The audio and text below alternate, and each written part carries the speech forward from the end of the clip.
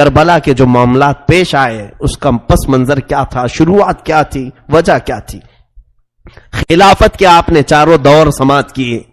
رسول کریم صلی اللہ علیہ وسلم نے اپنے بعد یعنی حضور اکرم صلی اللہ علیہ وسلم کے بعد جو خلیفہ برحق ہوئے وہ سیدنا ابو بکر صدیق رضی اللہ تعالیٰ عنہ تھے. آپ کی خلافت تقریباً 2.25 سال چلی. آپ کے بعد عمر ابن خطاب رضی اللہ تعالیٰ عنہ سارے صحابہ کے اتفاق سے خلیفہ بنائے گئے. آپ کی خلافت تقریباً 10 سال چلی.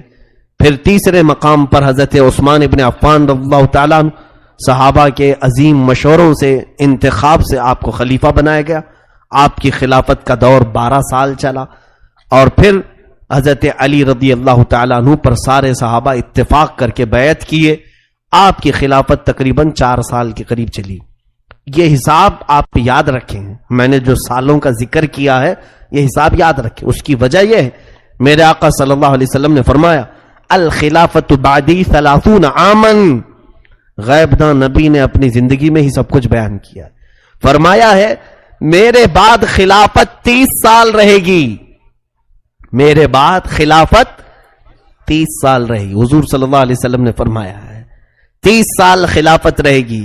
اب اس اعتبار سے خلافت کسے کہتے ہیں اور بادشاہت کسے کہتے ہیں یہ بتا دوں.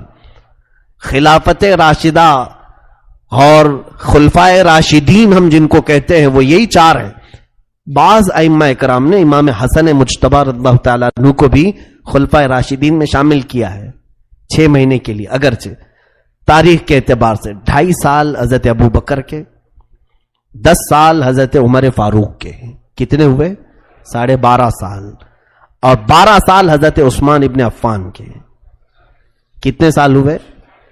24.5 سال. اور 4 سال حضرت علی کے. کتنے ہوئے؟ 28.5. یہ 24.5 اور 28.5. اب اس میں جو اختلاف ہے روایات کا میں نے سال آگے پیچھے کیے. تقریباً یہ 29.5 سال بنتے ہیں خلافت کے. حضرت علی کرم اللہ وجہہ الکریم کے وصال کے بعد، انتقال کے بعد ہوا یہ کہ اب اختلاف ہوا کہ کسے خلیفہ بنایا جائے. تو ملک شام میں حضرت امیر معاویہ گورنر تھے. وہ حضرت عمر فاروق کے زمانے سے گورنر تھے. 20 سال ہو چکا تھا ان کو گورنری کرتے ہوئے. تو حضرت امیر معاویہ رضی اللہ تعالیٰ عنہ کے حامی بھی بہت سارے تھے. ملک شام والوں نے یہ اعلان کیا کہ ہم امیر معاویہ کے ہاتھ میں بیعت کرتے ہیں، ان کو خلیفۃ المسلمین بنایا جائے.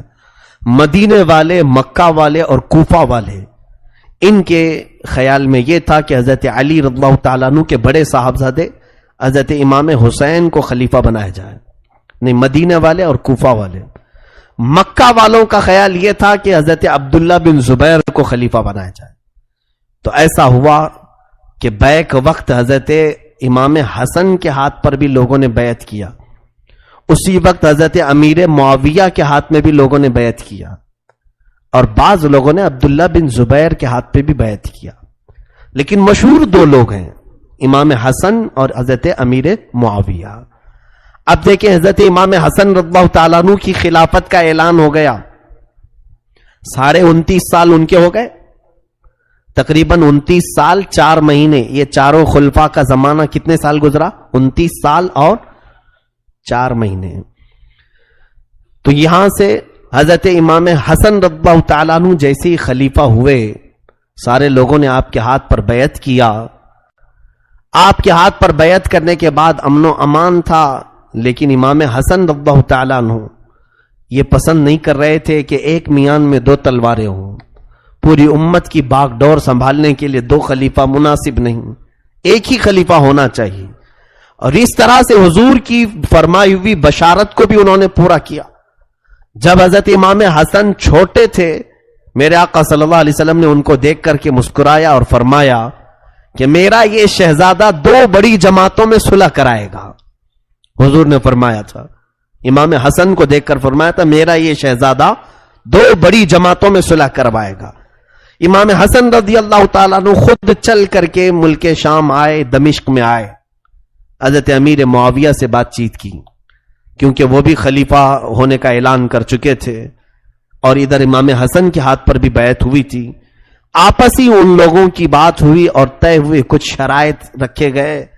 امام حسن رضی اللہ تعالیٰ عنہ نے اپنی خلافت سے دستبرداری کا اعلان کیا اور کہا میں اپنی خلافت سے دستبرداری کرتا ہوں اور امیر معاویہ کے حوالے کرتا ہوں. حضرت امام حسن اپنی خلافت کس کے حوالے کیے؟ امیر معاویہ رضی اللہ تعالیٰ. جب آپ دستبرداری کا اعلان کیے اس وقت تقریباً آپ کی خلافت کو 8 مہینے گزر رہے تھے، بعض میں 6 مہینے گزرے تھے. اس اعتبار سے پورے کتنے سال ہوئے؟ 30 سال ہوئے. میرے آقا صلی اللہ علیہ وسلم نے فرمایا میرے بعد خلافت 30 سال رہے گی. تو خلافت کا لفظ جو ہے وہ ابو بکر، عمر، عثمان، علی رضی اللہ تعالیٰ عنہم اور امام حسن کی خلافت پر ہی کیا جاتا ہے. اس کے بعد حضرت امیر معاویہ اگرچہ وہ خلیفہ برحق رہے لیکن ملوکیت کا لفظ استعمال کیا جاتا ہے. آپ کی بھی خلافت کا دور لمبا چلا، تقریباً 20 سال تک. حضرت امیر معاویہ رضی اللہ تعالیٰ عنہ تقریباً 20 سال گورنر رہے اور حضرت علی رضی اللہ تعالیٰ عنہ کی شہادت کے بعد حضرت امیر معاویہ کے ہاتھ پر سارے لوگوں نے بیعت کیا اور پھر آپ اس طرح سے ملک شام ہی نہیں بلکہ پوری سلطنت اسلامیہ کے گورنر کہلائے. تقریباً 60 ہجری میں حضرت امیر معاویہ رضی اللہ تعالیٰ عنہ کا انتقال ہوا.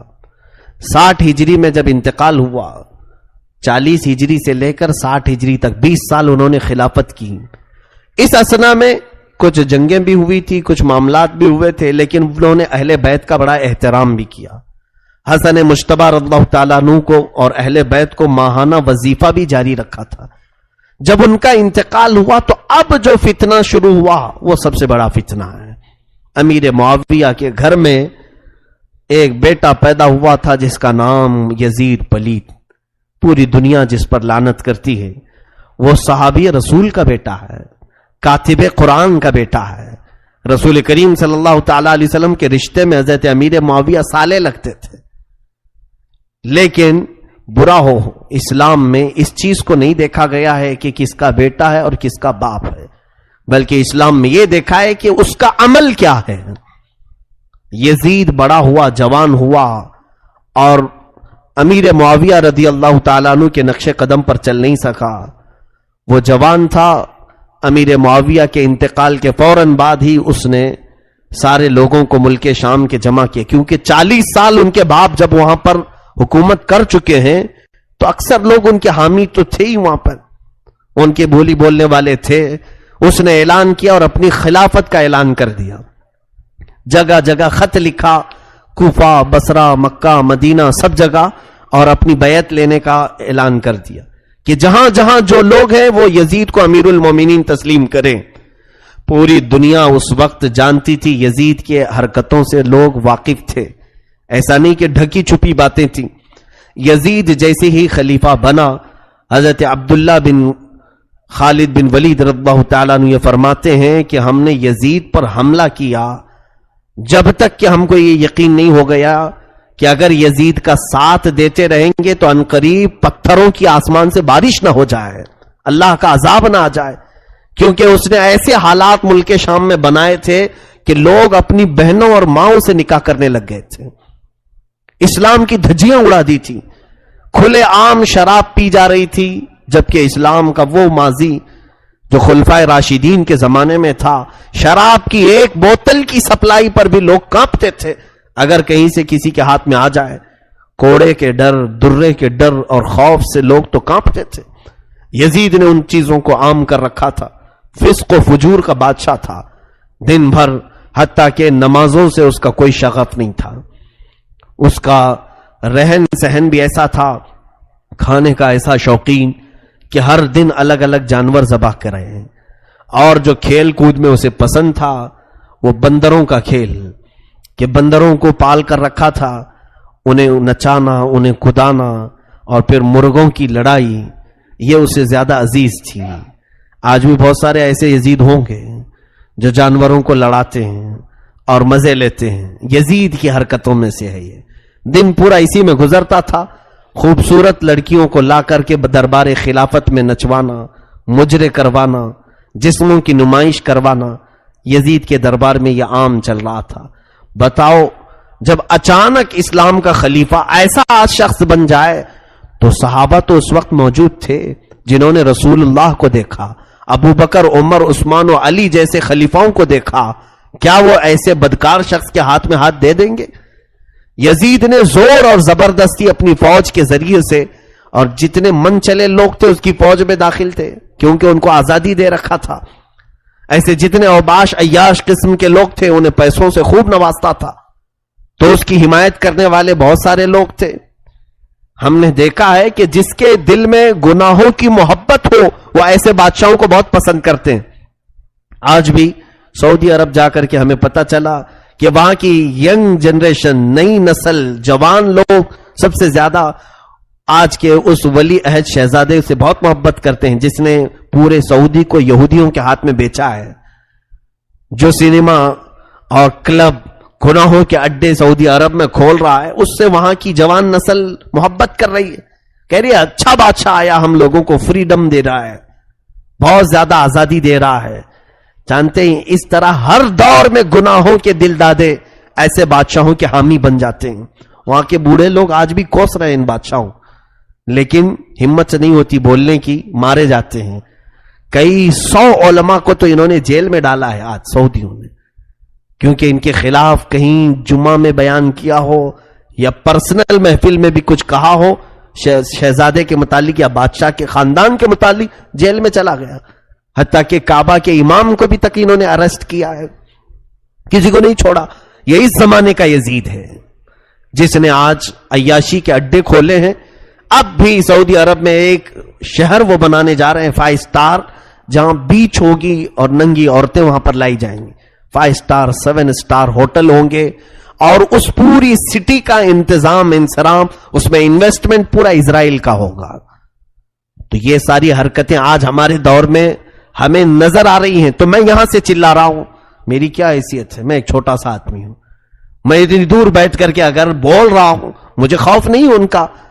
تو اندازہ کرو رسول اللہ کا شہزادہ حسین اعظم ان تمام برائیوں کو کیسے برداشت کر کے خاموش رہ سکتا ہے.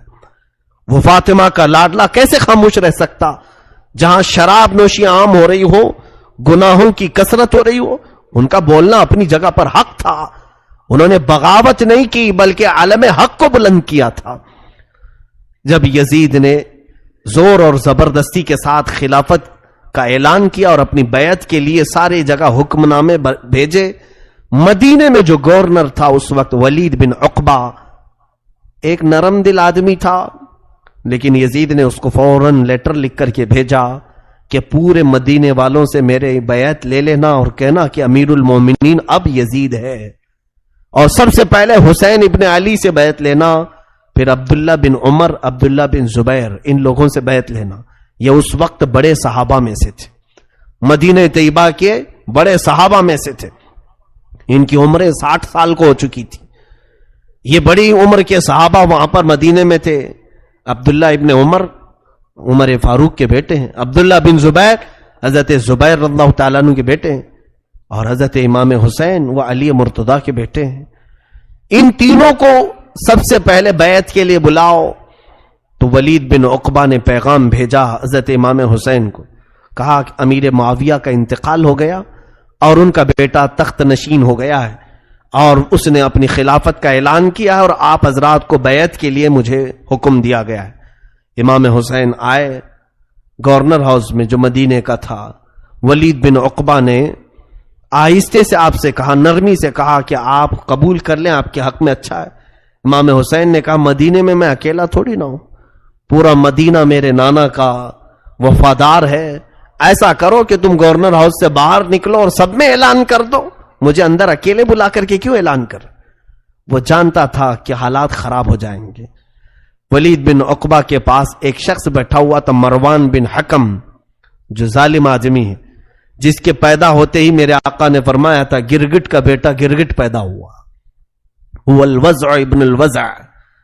مروان, اس نے ولید سے کہا کہ اے گورنر, اگر تم حسین کو جانے دے دیا تو معاملہ خراب کر دیں گے, ابھی سے ان کی بیعت لے لو.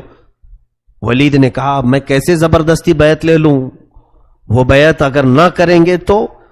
مروان نے کہا قتل کر ڈالو یہیں پہ. امام حسین پلٹ گئے اور کہا اے ظالم ابن زرقا، تو مجھے قتل کرے گا، مجھے قتل کرے گا. حضرت امام حسین رضی اللہ تعالیٰ عنہ نے حالات کو بھانپ لیا اور اس کے بعد واپس چلے گئے. پھر اس کے بعد دوسرے دن اس نے پھر بلوایا، ولید بن عقبہ نے تیسرے دن پھر بلایا.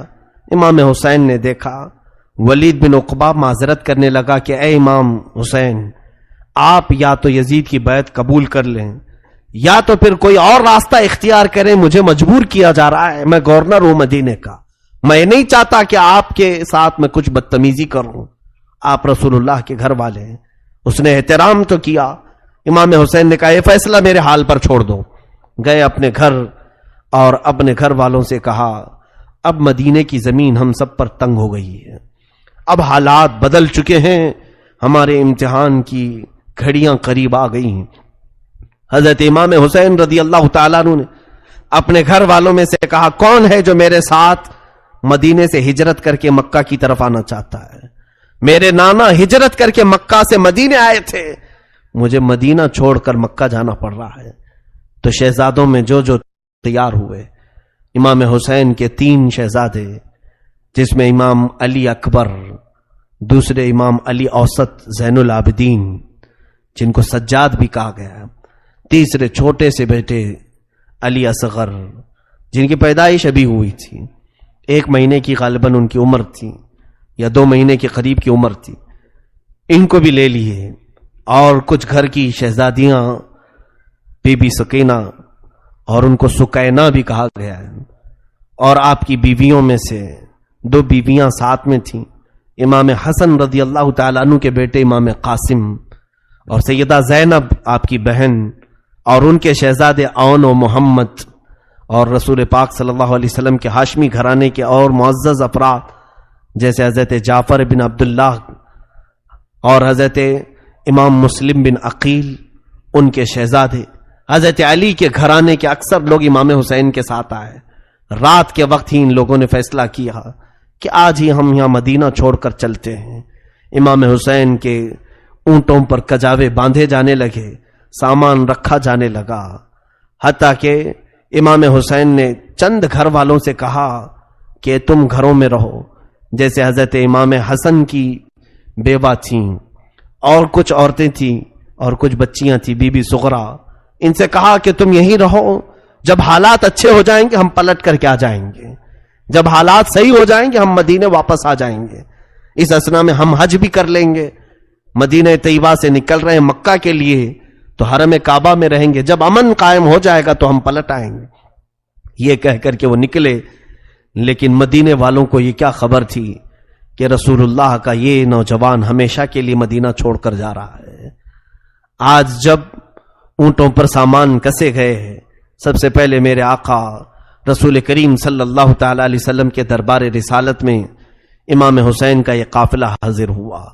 حسین اعظم رضی اللہ تعالیٰ عنہ کی عمر مبارک اس وقت تقریباً 60 سال کی تھی، بعض روایات میں ہے کہ 55 سال کی عمر آپ کی تھی. بہرحال اس عمر پاک میں جب آپ اپنے گھرانے کو لے کر حضور کے دربار میں حاضر آئے، قبر انور کے پاس کھڑے ہوئے تو بے اختیار آنسو نکل پڑے اور میرے آقا صلی اللہ تعالی علیہ وسلم سے فریاد کرنے لگے. کہا یا رسول اللہ صلی اللہ علیہ وسلم، آپ کا یہ وہی مدینہ ہے جہاں سے ہم گزرتے تھے تو لوگ ہمیں سلام کیا کرتے تھے، آپ کے کندھوں کی سواری اس شہر کی ہماری یادگار تھی. یا رسول اللہ صلی اللہ تعالی علیہ وسلم، آپ کا وہ حسین جس کو آپ نے کبھی دل آزاری کے لیے پسند نہیں کیا، کبھی میرے مولا نے میرا دل آزاری کو پسند نہیں کیا، وہ حسین کے لیے آج مدینہ تنگ ہے. ظالم یہ چاہتے ہیں کہ میں ان کے ہاتھ پر بیعت کر لوں اور آپ کی شریعت کو بیچ ڈالوں، آپ کے دین کا سودا کر لوں. اے میرے نانا جان، اگر اختیار میں ہوتا تو میں مدینے کو ترک کر کے کبھی نہیں جاتا. اے مسلمانوں سوچو تو ذرا صحیح، آج ہم ہندوستان کے ہیں، 8 دن مدینے کی زیارت کا موقع ملتا ہے اگر عمرے میں یا حج میں، وہاں سے چھوڑ کر کے آنے کے وقت ہماری کیفیت غیر ہو جاتی ہے. میرے اللہ، ہم مدینے سے کیوں آ گئے ہیں؟ روح کی تسکین وہیں رہ گئی. ہمارے تو حال یہ ہوتے ہیں، طیبہ سے نکلنا کسی عاشق سے پوچھئے، ایسا لگے کہ روح بدن سے نکل گئی۔ جب مسلمانان عالم آج میرے مصطفیٰ کے مدینے کو چھوڑنا گوارا نہیں کرتے، جن کا بچپن وہاں گزرا، جن کی پیدائش اس مدینے میں ہوئی، جن کا سارا گھرانہ اسی مدینے میں تھا، انہیں اب زندگی کے آخری مقام پر مدینہ چھوڑنا پڑ رہا ہے۔ کیا گزرا ہوگا اس وقت میرے آقا صلی اللہ تعالی علیہ وسلم کے قلب پر قبر انور میں۔ حضور اکرم صلی اللہ تعالی علیہ وسلم ہمیشہ یہ فرمایا کرتے تھے، کبھی حضرت امام حسین کے رونے کی آواز آتی تو حضور مسجد نبوی سے چھوڑ کر فاطمہ کے گھر چلے جاتے، کہتے فاطمہ جلدی اسے چپ کراؤ، حسین کا رونا مجھے گوارا نہیں ہے، حسین کا رونا مجھے برداشت نہیں ہوتا۔ وہ رسول کریم صلی اللہ علیہ وسلم کی بارگاہ میں حسین اعظم آج زار و قطار آنسو بہا رہے تھے اور مدینے سے رخصتی کی اجازت مانگ رہے تھے۔ روایات یہ بتاتی ہیں کہ وہاں پر موجود سارے لوگ اشکبار ہو گئے کہ مدینے سے ساری برکتیں حسین کے ساتھ جا رہی ہیں۔ لوگوں نے کہا ہمیں ایسا لگا مدینے سے کل ہمارا امان اٹھ کر کے جا رہا ہے۔ میرے آقا کے روضہ اطہر کی حاضری کے بعد امام حسین جنت البقیع آئے، سیدہ کائنات فاطمۃ الزہرا کے سرہانے کے پاس کھڑے ہوئے اور اپنی ماں کو یاد کرتے ہوئے رونے لگ گئے۔ کہا کہ اے ماں، آپ کی زندگی بھر آپ کا یہ حسین آپ کی قبر سے کبھی دور نہیں رہا، مدینے سے کبھی دور امام حسین گئے نہیں تھے، بلکہ جس دن وفات ہوئی تھی فاطمۃ الزہرا کی، اس دن بھی وہ سب سے زیادہ اگر کوئی کام کر رہی تھی تو حسن و حسین کو نہلانے کا کام، پہنانے کا کام، ان کے کپڑے طے کرنے کا کام کر رہی تھی۔ امام علی مرتضیٰ فرماتے ہیں فاطمہ کو سب سے زیادہ فکر حسین کی ہوا کرتی تھی کہ ان کا بچپنا تھا۔ آج وہ اپنی ماں سے اجازت طلب کر رہے تھے کہ یزید نے اپنے دور ظلم میں خلافت کے بہانے اچھوں کو اپنے نرغے میں لینے کا اعلان کیا ہے۔ حضرت بی بی فاطمۃ الزہرا کی قبر پاک کے پاس زار و قطار روئے اور یہ خاندان اہل بیت کا قافلہ نکلا، مکہ مکرمہ کی طرف خراما خراما چلا۔ یقیناً وہ مدینہ طیبہ کو آخری مرتبہ انہوں نے دیکھا تھا۔ جو شہزادے اور شہزادیاں اس میں چلی تھی، کسی کو یہ نہیں معلوم تھا کہ کربلا بھی ہونے والا ہے۔ کوئی اس نیت سے نہیں نکلے تھے کہ ہم جنگ کرنے کے لیے جا رہے ہیں، قتل و قتال کے لیے جا رہے ہیں، نہیں۔ جو دنیا یہ کہتی ہے کہ حسین اپنے گھر سے جنگ کے لیے نکلے تھے، ظالموں تاریخ پڑھو، وہ تو امن چاہتے تھے، وہ امن کا مسیحا ہیں۔ مدینے کو خون کا بازار گرم نہ ہو جائے مدینے میں، اس لیے تو انہوں نے مدینے کو چھوڑا اور نکلے رات کے وقت۔ ظاہر سی بات ہے خاندان اہل بیت میں سے جو بچے تھے ان کا کہنا ہے، خاص طور پر امام زین العابدین فرماتے ہیں میں نے میرے بابا جان کو دیکھا مدینے سے نکل کر مکہ پہنچنے تک کسی سے کلام بھی نہیں کیا، کسی سے بات تک نہیں کیا، اس لیے کہ جب کوئی ان سے بات کرنے کی کوشش کرتا تو ان کے حلق میں آواز رند جاتی تھی، موٹی ہو جاتی تھی اور رو پڑتے تھے۔ اور پھر اگر ان سے کوئی خیریت پوچھتا تو حسین ابن علی صرف اتنا ہی کہتے، اس سے کس بات کی خیریت پوچھ رہے ہو جس نے اپنے نانا کا شہر چھوڑ دیا، جس سے اس کا اپنا آبائی وطن چھوٹ گیا، اس سے کیا خیریت پوچھ رہے ہو۔ ہجرت بہت سخت معاملات ہوتے ہیں میرے عزیزوں، آپ کو اگر کبھی اپنا وطن چھوڑنا پڑے تو پتہ چلے گا۔ اپنے ماں باپ، اپنے رشتہ دار، اپنے اعزاء اقربا چھوڑ کر کے آنا ہو، آنکھوں میں برسوں تک کی تصویریں نہیں جاتی، اس ماحول کو ہم بھول نہیں پاتے جہاں ہمارا بچپنا گزرا ہے۔ عزیزان گرامی، حسین ابن علی رضی اللہ تعالیٰ مکہ مکرمہ پہنچے تو آپ کا شاندار استقبال بھی ہوا۔ حضرت عبداللہ بن زبیر رضی اللہ تعالیٰ عنہ بھی وہاں تھے، پہنچے ہوئے تھے، سبوں نے آپ کا استقبال کیا اور مدینہ طیبہ سے آنے کے بعد سب لوگوں نے کہا مبارک ہو آپ کو، مکہ مکرمہ امن کی جگہ ہے، یہاں جنگ نہیں ہو سکتی، مکہ حرم ہے، وہاں تو چونٹیوں کو مارنا جائز نہیں، انسانوں کی بات دور کی، قتل و قتال حرم میں جائز نہیں۔ مولا حسین حرم کعبہ میں داخل ہوئے، یہ رمضان سے پہلے کی بات تھی، تقریباً شعبان میں آپ کی سواری مکہ میں داخل ہوئی، پورا رمضان المبارک آپ خانہ کعبہ میں رہے، حرم کعبہ میں رہے. رمضان کے بعد شوال جیسی آیا، اب کچھ حالات ایسے ہوئے کہ یزید نے اپنے خلفاء کو، اپنے گورنروں کو، اپنے امراء کو ہر جگہ پھیلا رکھا تھا. لیکن کوفہ ایک شہر ایسا تھا. کوفہ کی تھوڑی سی تاریخ میں آپ کو بتا دوں. کوفہ یہ 16 ہجری میں حضرت عمر فاروق رضی اللہ تعالیٰ عنہ کی خلافت کے زمانے میں بسایا گیا تھا. شروع سے ہی یہاں پر حضرت علی کے چاہنے والوں کی کثرت تھی. مولا علی شیر خدا رضی اللہ تعالیٰ عنہ سے محبت کرنے والے بہت زیادہ تھے. اسی لیے حضرت علی نے بھی خلافت کو مدینے سے اٹھا کر کے کوفہ پہنچایا، اور حضرت علی کے زمانے میں دارالخلافہ، خلافت ہاؤس کوفہ میں ہی رہا. آپ کے انتقال کے بعد امام حسن رضی اللہ تعالیٰ عنہ بھی کافی دن کوفہ میں رہے، اور پھر آپ کو کوفہ والوں نے ہی زہر دے کر کے قتل کیا. حسن مجتبی رضی اللہ تعالیٰ عنہ کو، امام حسین کے بڑے بھائی، زہر دے کر کے ان کا قتل کیا گیا. امام حسن رضی اللہ تعالیٰ عنہ کے ساتھ بھی اور حضرت علی کے ساتھ بھی غلط ہوا تھا کوفہ میں، لیکن وہاں کے لوگ اب بھی اسی بات کے قائل تھے کہ ہم اہل بیت کے ساتھ ہیں، رسول اللہ کے گھر والوں کے ساتھ ہیں. جب کوفہ والوں کو یہ معلوم ہوا کہ یزید خلیفہ بن چکا ہے، امیر معاویہ کا انتقال ہوا، تو وہ لوگ امیر معاویہ کو بھی پسند نہیں کرتے تھے. اب یزید بیٹھ گیا تو اور دشمنی میں جلنے لگے. کہا کہ ہم امیہ خاندان کو ہی نہیں پسند کرتے، خلافت کے حقدار تو علی کے گھر والے ہیں. حسین ابن علی کو چاہیے کہ وہ خلافت کا اعلان کرے، اپنے خلیفہ ہونے کا اعلان کرے. تو کوفہ والوں میں آپس میں یہ میٹنگیں ہونے لگی، ہم تو یزید کو خلیفہ نہیں مانیں گے. تو ان لوگوں کا کہنا اپنی جگہ پر صحیح تھا، یزید کو کیسے خلیفہ بانے. اس وقت نعمان بن بشیر وہاں کے گورنر تھے، صحابی رسول ہیں. نعمان بن بشیر یزید کے گورنر بن کر کے تھے. تو کوفہ والوں کا ایسا سلوک تھا کہ نعمان بن بشیر کے پیچھے بھی نماز نہیں پڑھتے تھے کہ یزید کا گورنر ہے، نہ عید پڑھنے کے لیے جاتے تھے.